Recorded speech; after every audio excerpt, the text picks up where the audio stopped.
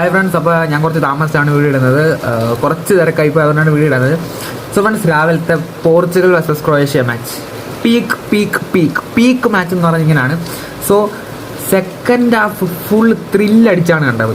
Okay, first half കുറച്ച് അടിച്ചിലാണെന്ന് വേണമെങ്കിൽ പറയാം, പക്ഷേ സെക്കൻഡ് ഹാഫ് പക്ക ഒരു ത്രില്ലെന്ന് പറഞ്ഞാൽ പറയാം. കാര്യം ഞാനാണെങ്കിൽ രാവിലെ 4:30 എണീറ്റ് മാച്ച് കണ്ടുപിടിക്കിയത് മിക്കവരും പോർച്ചുഗലിനെ ഭയങ്കരമായിട്ട് അണ്ടർ എസ്റ്റിമേറ്റ് ചെയ്തു. കാര്യം കളി ഇവർ തോക്കും. ഓക്കെ, അങ്ങനൊരു പക്ഷേ ക്രൊയേഷ്യ ഫസ്റ്റ് ഗോൾ അടിച്ചപ്പോൾ ഞാൻ പേടിച്ചു. സത്യം പറഞ്ഞാൽ ഞാൻ വിചാരിച്ച് തോക്കുമെന്ന്. അങ്ങനൊരു അവസ്ഥയായിരുന്നു. തിരിച്ച കാര്യം ഇങ്ങനെ കംബാക്ക് അടിച്ചിട്ടില്ല ഒരു നോക്കൗട്ടിൽ. അപ്പോഴാണ് റൊണാൾഡോയുടെ ഒരു പെനാൽറ്റി. പുള്ളി അങ്ങനെ നോക്കൗട്ടിൽ ഗോൾ അടിച്ചിട്ടില്ല എന്നുള്ള ചീത്തപ്പേര് മാറി കിട്ടി. പുള്ളി നോക്കൗട്ടിൽ ഗോൾ അടിച്ച്.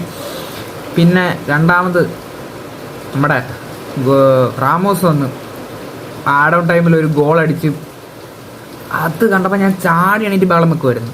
പക്ഷേ 10 മിനിറ്റ് ആഡ് ഓൺ ടൈമായിരുന്നു. റെഫറി എന്താണെന്ന് എനിക്കറിയാം. വിസിൽ വിളിക്കുന്നില്ല.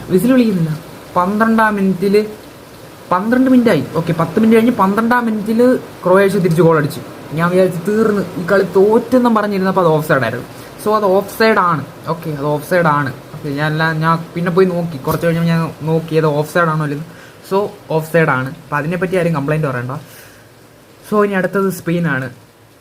ഓക്കെ, ഇന്ന് കളിച്ച കളി വെച്ചിട്ടാണെങ്കിൽ ജയിക്കാൻ കുറച്ച് പാടുപെടും. പക്ഷേ കുറച്ചുകൂടി ഇമ്പ്രൂവ്മെൻറ്റ് വരുത്തിയാൽ എന്തായാലും ജയിക്കും. സോ അടുത്ത സ്പെയിൻ്റെ മാച്ച് കാണാം. ബൈ.